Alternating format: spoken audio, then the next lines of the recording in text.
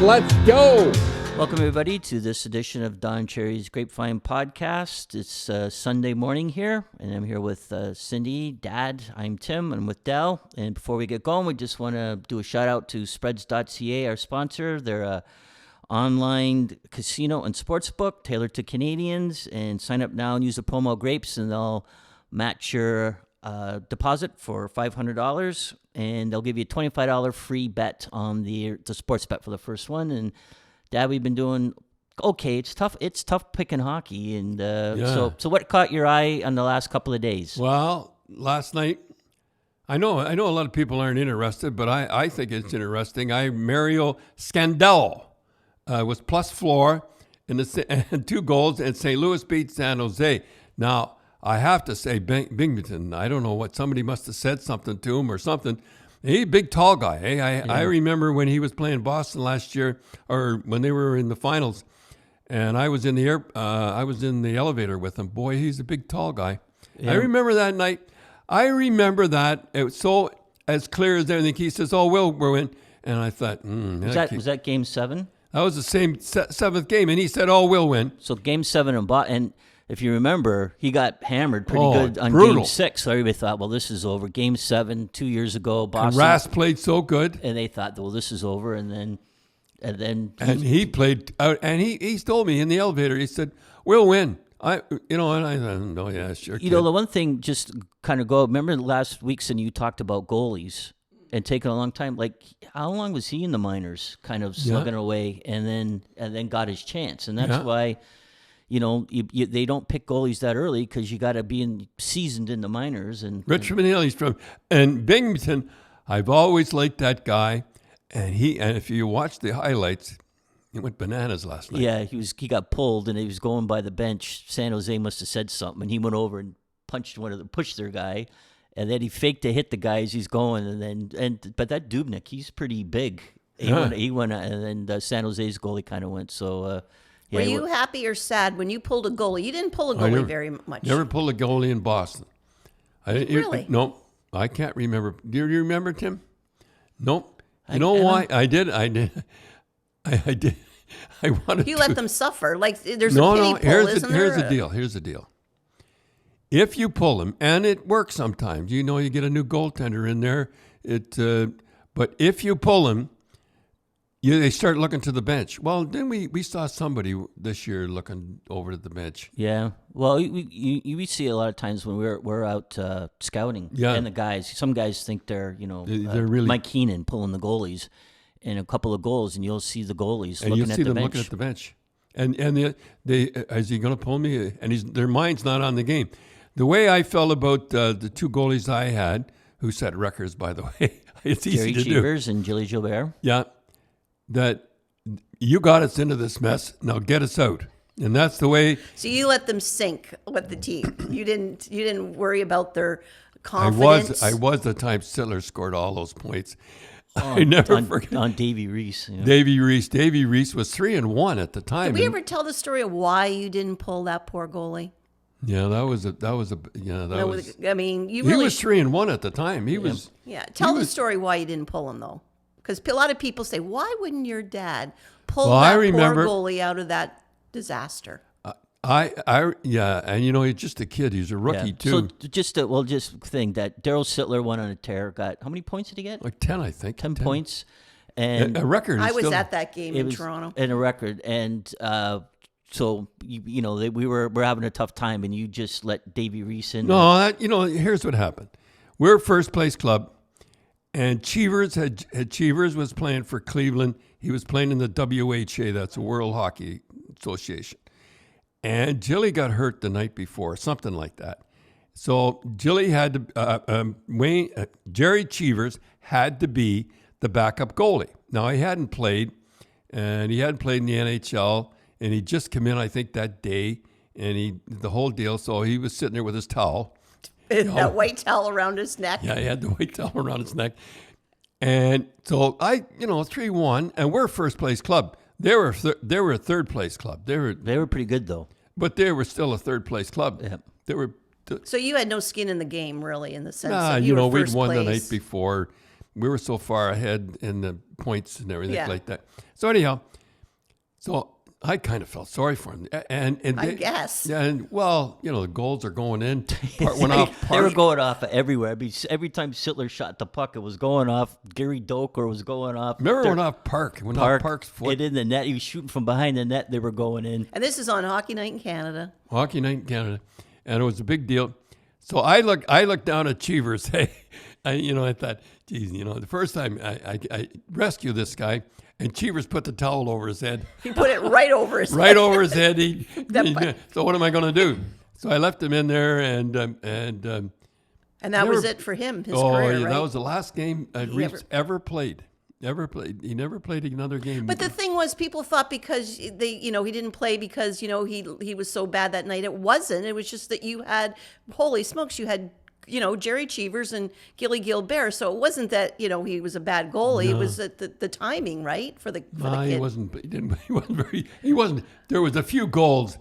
Let's say when few went off. But I mean, you only needed 2 goalies at the time with those 2 guys. I know we're getting off on a tangent here, but was he the goalie that Bobby Orr was taking shots at? And yeah, and then you pulled a joke and it ended up not being funny. Well, it wasn't funny at all. Orr never talked to me for a month. What I said was, Bobby was so good though. He could pick the corner every time, and so he was shooting. No, he was shooting. So he'd shoot at the goalie and hit the pad. And so I saw this game after practice, just shooting the pad. So stupid. You learn, eh? And I said, you're not. Davey Reese tells me that you're not helping him at all, not picking the corners, and you should. He knows you're just shooting at his pads. Holy smoke! Bing, zing, bing, zing, bing. The corner, and it must have been kind of deflating. Well, I didn't know what to do now. I can't go up to Bobby and say, "Stop it! Stop trying so hard." I thought maybe he would just drift away, and. So that's funny. Anyhow, so that was the last recommendation. For a minute, and then the players told him after what I said because I said as a joke, and it didn't turn out to be a joke. I'll tell you, the poor kid. I felt sorry for him. So there, I left him in the game in Toronto, and I told Bobby Orr to score on him every time. Nice guy. No wonder he even mentions my name. So what do you think of that last night, the Leafs and Edmonton? So if anybody in that game had a wet underwear, as the coaches say.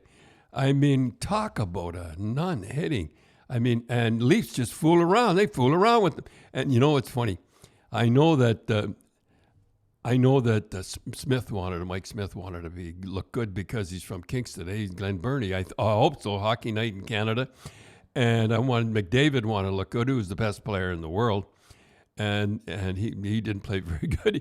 And of all the games, and they've been playing pretty good up until then, but the Leafs just fooled with them, just had some fun with them. The thing I couldn't get over was, again, how well Jason Spezza is playing. I hate to say it, all the old guys, Simmons before he broke his thumb or whatever he broke, and all the old guys. Can you say veterans instead of old guys?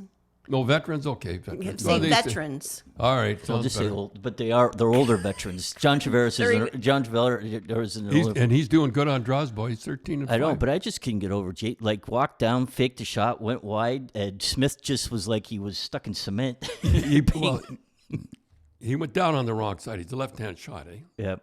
And he's going down. He faked. He looked over at the left-hand guy coming down, and he pulled the goalie off the. Hate to say it was Smith. Pulled him off the post. And laughing. Well, Jason always looks like he has a good time when he scores. But I mean, I see after the games, guys are laughing or something, and boy, I'd say something to the Bruins. They're laughing at home. They go bananas. But the guys they're having a good time. I'll say one thing. That was that game. If anybody had a wet underwear, but you've always said though, Dad, like you watched the games with Campbell. I mean, he could have played 10 periods and got a shutout. There was nobody in front of him. He saw every shot. Every shot, yeah. I like to look at the games. Beat LA Kings. Ryan Sutter. I had to get the Sutters in there. Was +4. I know you. Detroit beat Chicago. Chicago's been hot though. You have to admit, Kane has been pretty good. Mark Stahl was a +3, and I always cheer for Yzerman. I hope, I don't know why, I always cheer for Detroit. You don't hear much about Yzerman. Well, he was really nice. Remember what he said when he won the Stanley Cup with Detroit about Mom? Yeah. He mentioned Mom. Mom had just passed away that June, 97. And he mentioned Mom. I got to tell a quick story about Steve Yzerman, though, okay? We had him on the Grapevine show. If you remember, we had him on the Grapevine show. So what we did was, back then, was we shot the actual show in our actual restaurant. In Hamilton. In Hamilton. And that day, the air conditioner broke down. And so you have all these lights. And he has a sweater on. He has a sweater on. It was the middle of the summer. He had a sweater on. And the air conditioner broke down, and we have probably 150 people jammed in the place. You have all these hot lights, and it is like a sauna in there. It is like a movie. The sweat is pouring off of, and we have our makeup lady. I don't know if it was Sandy Richards or the other lady. Well, he's nervous anyhow. And he's nervous because back then, those guys were never interviewed like that, right? Yeah, and there was no. So our makeup lady, she was waiting, and as soon as the camera was at you, she'd run in and tap him down. And remember, we had stopped. It had to be 110 degrees. He was dripping off his nose, and he was nervous anyhow. And he'd try to wipe it off. And I remember that. But that's why I root for Steve Yzerman. He's a great guy, and he was always good to us. He was always good to us, and. So I cheer for Detroit. They're a lousy club, and they win once in a while. So I always mention them all the time. So just when you mentioned Detroit, Dad, you got a nice present for Dell. Yes. And tell him, and you got that in Detroit. All right, I will. I don't wear fancy jewelry anymore. I don't have no need of it anymore. And Dell's a construction guy, and he's an electrician, but I know he goes out once in a while. And what happened was Ron and I drove over. I don't know. Did I tell this story? But I'm going to tell it again anyway. Who was the guy? Well, we can even go back further. You were in a couple of years before the story starts. That you were in New Jersey, and a guy, great big guy, who's 6'4", walked up to you. Guy. And said hello. I was just sitting there watching the warm-up. Right? And he says, "Hello, Don. I'm Troy Crowder, and I'm with the Devils. He was in Utica at the time, Utica Devils. He was in the American League. And he says, I'm going to make the National Hockey League, and I'm going to beat up Bob Probert." And I said, I looked at, well, he's big enough. And I said, "Good luck, kid." And that's all he said, and he walked on. By golly. 2 years later. 2 years later, he had a fight in New Jersey. New Jersey, and boy, did they ever go at it. And I'd have to say 6-4. Because if I remember correctly, Bob never wore tie downs. No. And he got the jersey over. Oh, he did a good number. And he cut him. He cut him over the eye. So. And, you cut Probert, you're a champ now. Yeah. It must have been tough on Probert at the time. Every tough guy. And so now they're having a rematch in Detroit. And he said some things, but he was. Well, the press was playing it up like it was Ali Frazier. Yeah, it was unbelievable. So I said to Ron McLean, I said, we should see that game. So we phoned. We're going to drive over. Yeah, we're going to drive from. And he said, "There's no tickets." Well, I said, "Well, no." He said, "There is no tickets. It is sold out. The press box is packed." He said, "I have two tickets up in the nosebleed." He says, I don't know, they must have canceled or something. So we sat way up high. I remember that game now. I'll tell you that game now. I remember the fight. Well, first of all, I'll tell the fight. Well, just before you get into it, too, remember you guys were walking in, you saw the referee and the linesman. Oh, yeah. Yeah, we saw the linesman. I said, "Look, don't break up this fight." We drove all the way. He says, "Are you kidding?" And the linesman, I said, we want to see this one ourselves. Imagine the linesman saying that now. Yeah. So I wouldn't say anything. He knew he could say that to me because I wouldn't say nothing in hockey. So anyhow, it was a beauty fight. I remember Probert hit, and it was pretty even. Yep. And I think Probert hit his second fight. Yeah, they fought twice in that game, yeah. And the first time, it was down in the corner, and the second time, he beat him the second time. He hit him so hard, his helmet flew straight up. Anyhow, it was a good fight. So now we said, "Well, look, we got to drive back. We have to leave, and have to leave early." So when we get up, I had a lovely leather coat, beautiful leather coat. But during the time while I was sitting there, JJ and the crew from Detroit radio station came up and gave me a watch, and amongst all the thing, and I just shoved it in my pocket. Thanks a lot. And on the way home, I look, and it's a long Gene Whitnor. It's all gold and the thin, and everybody had great big watches. You get hit if you take them off. And this one was the style, very stylish. Yeah. Yeah, you really look at it. And it's engraved in the back. Yeah. Which took a thought process. Thanks, JJ and the crew. Yeah. So anyhow, I have to end this here. So we get up. This is a true story. I know this is hard to believe, but as we get up, they all start to clap. And I looked down and Ray Scampanella is the linesman, and he turned and looked, and Bernie Nichols, and I forget who the other guy was, or the other linesman, the other centerman, and they stopped, and they held up the game while we left. So now we get up, and we get on the air, and the policemen are there, and the police came and, took us on the air, on the elevator. And as Ron went to get on the other, they pushed them off. I thought, okay, you let that guy. Let them go. Was that the place where you and Ron were having a drink? This might not be it. And someone fell into a river? No, that was Philly. That's a longer story. That's a longer story. But anyhow, we'll save that story. No. Yeah, we'll save that one. But so anyhow, so I saw the watch, and Dell's got the watch. So if he goes out on a date, he can wear it, because I don't wear them anymore. I used to wear it all the time on Hockey Night in Canada. I used to have it on all the time because anyhow, that was it. So how did we get into that? We were talking about Detroit. Steve Yzerman. All right, I'll quickly. Tampa beat Dallas last night. Stamkos was +2. Pittsburgh won last night. Letang got 2 goals, and Nashville. Dante, I love that name. Dante Fabro was +2, and on my street, we had Drake. I hope I pronounced the name Caglia. I hope I pronounced the name right. He got a goal the other night. His parents just lived down the road from you. Just down the road, and he got a goal, and he had a fight. And he was +1, so that's pretty good. He was just an assist away from a Gordie Howe hat trick. If he just got an assist. Do you know that Gordie Howe, though, he got that all in the first period? In one period? One period. He got a goal. How did it go? He scored a goal. Right after he scored the goal, somebody hit him, and he got into a fight right after the goal. Yeah, and then he came out of the penalty box and got an assist, and he got a goal. He only had it once, I think. Gordie Howe, everybody was afraid of Gordie Howe when he played. But Lou Fontinato was afraid of nobody, and he describes it. And he saw little schmozzle going around the net, and he saw Lou Fontinato coming, and he just broke his nose. Remember, and his picture was in the paper. It was in Life, and they had a picture of his nose. And we had Lou Fontinato on the Grapevine show, and he didn't want to talk about it, did he? Yeah, he kind of joked a little bit about it. He didn't say too much, but Gordie, I remember Gordie Howe talking about it and it happened a game before. Yeah, that he said that Lou Fontinato crotch checked him and almost cut his ear off. Oh, and he said, he goes, looked like a turban on.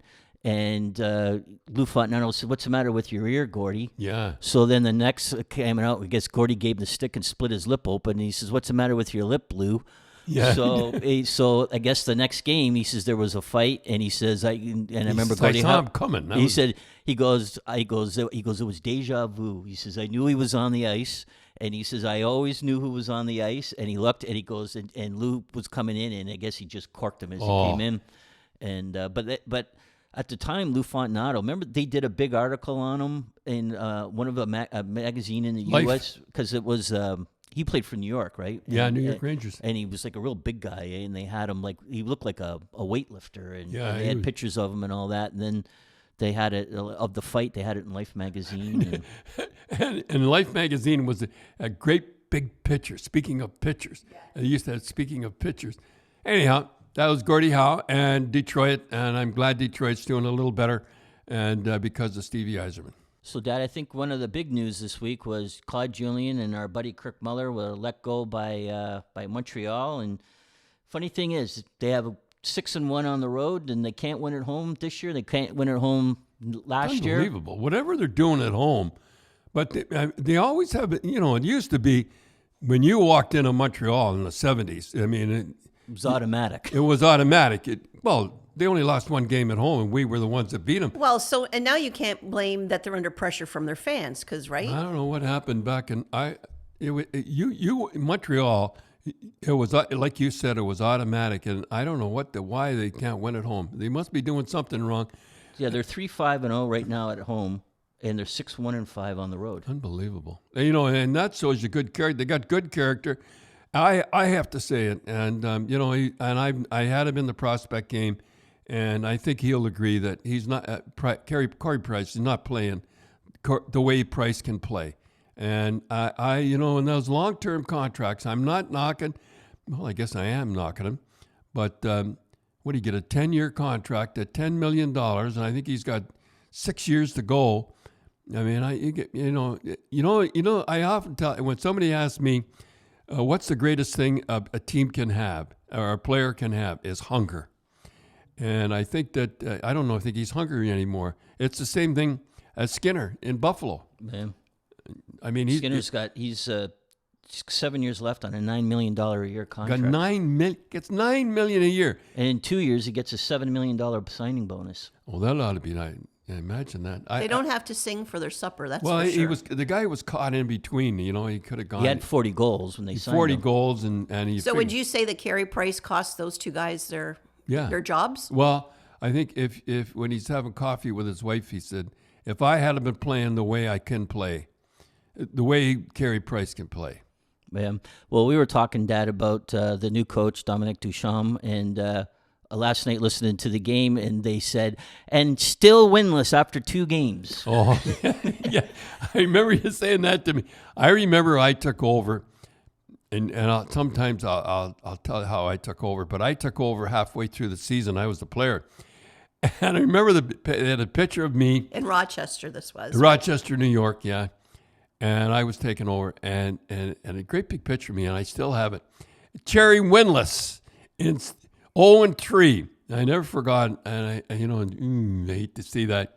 I as a joke, I'm saying this as a joke, but Bergeron's got to get a haircut. I know you're not supposed to get a haircut, but they're getting a shot in Montreal this Monday, I guess, so he can get a haircut. Good heavens. Well, if he could get his dog groomed, but he can't get a haircut. That's right. Yeah. Dog grooming is essential. You do your dog. You're in the dog grooming. I went back to dog grooming, my love of my life, and yes, I am an essential person in society. You are the best, Cindy, and Thank you. No, you are the best when you do a dog. You don't do our dogs.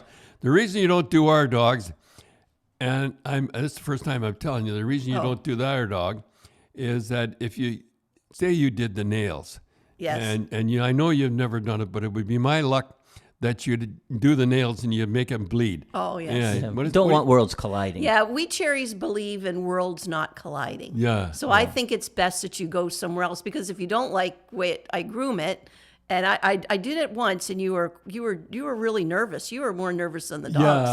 Yeah, I got 2 Westies now. I used to have Bull Terriers. I don't have. You Bull were you were nervous. Me cutting. Well, I was where you anyhow.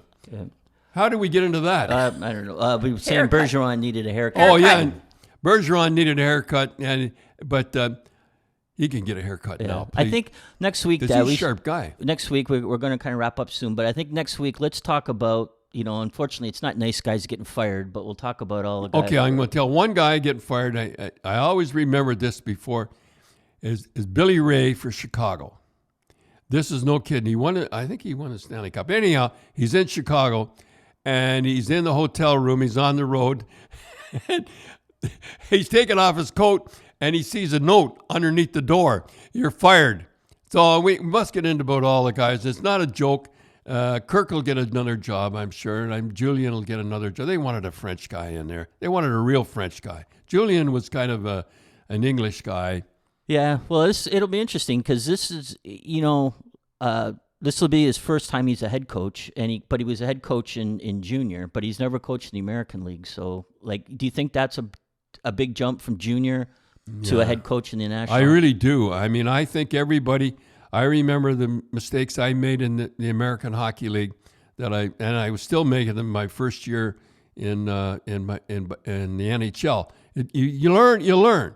And I must. Well, it's different coaching kids than guys, right? Yeah. But It's a lot. didn't you also, sorry, Deb, but didn't you also say there's a difference between being an assistant coach and a head coach? Oh, you have a whole philosophy on those two. I could versions. go on and on about it. Well, we'll talk about that. We'll talk about that next week. But Okay. we're going to kind of wrap it up, and we're going to give a trivia question out there to the fans. Who's the only player that you? Do I tell? I know. You I can tell.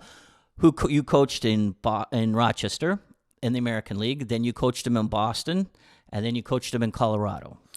Yes, it's my good friend, and I just love him like a brother, is Bobby Schmutz. And Bobby Schmutz was the guy that had me, he come down from Vancouver, and he must have done something in Vancouver, and they sent him down, and I think he had 4,000 points. And he played 7 games, he had 7 goals and 15 points. Get out. Yeah. And they must have thought we were doing too good, so they took him back.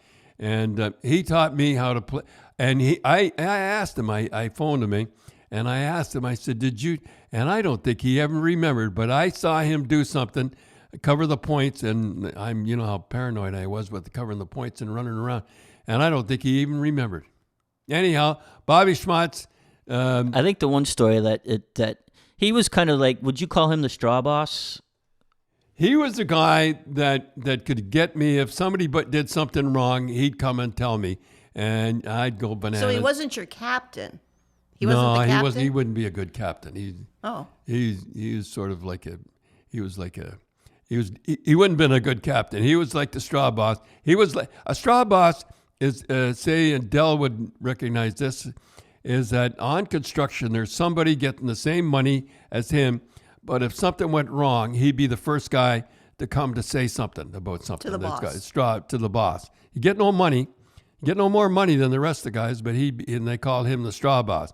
And he was always the straw boss. Yeah. I remember the one story you told that he was, I think it was in the 1977, 76-77 season, he was in a terrible slump just before the playoffs.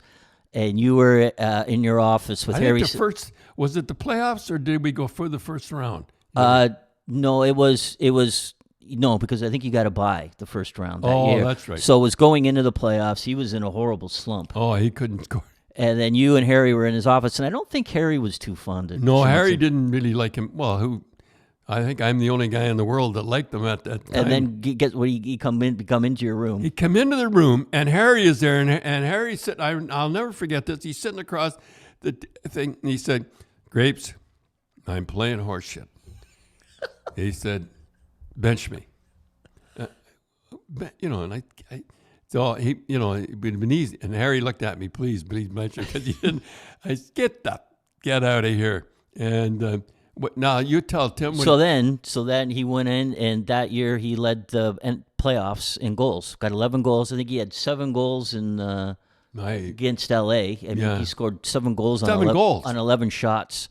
And then he went on, and it was funny. I was looking at the stats at the who led the points. So it was Bobby Schmutz in goals, and then it was Guy Lafleur for the next 6 points, shorthanded goals, everything. But if you hadn't seen Guy Lafleur play, boy, you missed the. He was a character. Yeah, he was. I can remember him in all those teams. Bobby, remember he had his finger. Remember he didn't have a pinky finger. Yeah. Oh my goodness! He had his little finger cut off. His little baby finger was half cut off. Oh, half. And in Rochester, I was young in there, and so.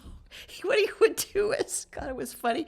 He'd pretend he'd be like somewhere, and he was moving a table. No, well, that was the other story he did. He pretended he was picking his nose. Oh, yeah. And you try not to look at someone picking their nose, but the finger would have looked like it was half through his brain. And he'd be grinding. And I couldn't, as a little girl, take my eyes off of him. And then the other joke was when he put tables together in a restaurant, he'd go, "Come on, let's put these tables together." And he would put them together, and he'd go, "Oh, my finger." And he would pretend that and he showed the guy he was helping. The poor guy, "You cut off my finger." Oh, he was so funny. We thought it was funny to us. Yeah, how good a friend he was that we had our house in North Andover, and he put the roof on for us. Yeah, that summer. That summer. Oh, I got more stories to tell about him. Then remember he fell off the roof. I didn't know that. Yeah, He fell off being he's banging away, and then so I think it was Mom and his wife Paula and I were sitting there, and we see him going up the ladder, and then we kind of hear something, and then we look out, and we see him going up the ladder again. And we go, "What?" He goes, "Oh, I just fell off the roof," and stuff like that. But then I remember, and he came over again to fix the roof. There's something wrong with it. You had just signed with Colorado. And Mike Nolan, who was a reporter over at ABC in Denver, was doing a story called Rocky Hockey, and Bobby was doing the roof, and he said I don't think he knew who he was, so Mike Nolan says, "Hey, cut that out. We're taping here." So Schmutz was just hammering as hard as he could. Yeah. And Worst thing to say is that you're being interviewed or tell him to stop doing stuff. stops doing, yeah. So he was, he terrified the league though. Like I think in Slapshot, if you're talking Dr. Hook, I think Dr. Hook was. Should we define what wasting a shot means? Is that not talkable? Well, he used to come down. We better stop pretty soon here. I got more stories to tell about him. I'll think of him next week. That he'd come down on a goaltender if he felt that he couldn't, he'd rifle it as well. Let's say he put it high. Put it high, okay. Yeah. And the next time down, he'd put it right along the ice. I don't blame goalies but he had a stick. It was like a curve. And he used to. Now I'm getting carried away. I used to say with about 5 minutes to go in a game, Schmatzy, I'd just say Schmatzy, and he'd change sticks because They get caught. well, he had an illegal stick. Yeah. Like most of the guys. Well, that's how you do it. You always change the sticks, but a lot of guys coaches don't do that, right? Well, they don't do it now. They don't. I look at the sticks now on the bench. There's a lot of illegal sticks. They just don't want to call it because they get a penalty. Yeah. Well, we just wanted to say hello. I know Bobby's listening out west, and we just wanted to say hello to him. I know he listens to every Tuesday. He listens to it. Well, Tim, you got an email from Chris. Yes. Tell us about it. And Chris Thaler, we talked about him last week, and it's kind of sad. Some of the people that we made friends with the Ice Dogs, you lose track of, and I guess he heard the podcast and sent over a message on Facebook, and so it was nice to hear from him. Nice to hear from Chris. And with the only player I picked when I was with the Ice Dogs, and he was a beauty. I still remember him. He was he had the heart of a lion, I'll tell you.